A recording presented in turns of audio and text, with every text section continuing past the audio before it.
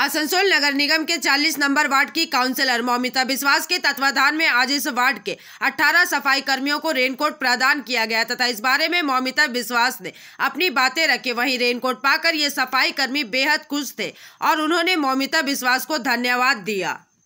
এটা আমার যে কর্মীরা ছিল, যারা সাফাই কর্মীরা রয়েছে, বৃষ্টির মধ্যে ভিজে ভিজে বেশিরভাগ টাইম কাজ করতে পারে না। অনেক সময় কোনো গাছের তলে হোক, কোনো শেডের তলে হোক, ওরা দাঁড়িয়ে থাকে।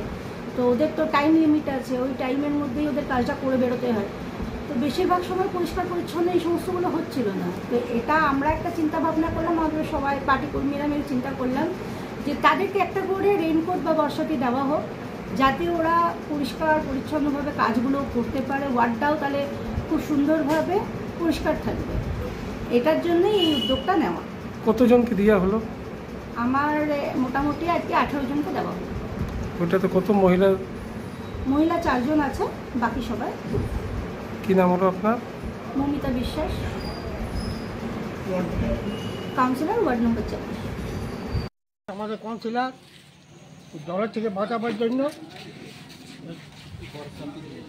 বর্ষাতে রেইনকোট পাওয়া গেছে।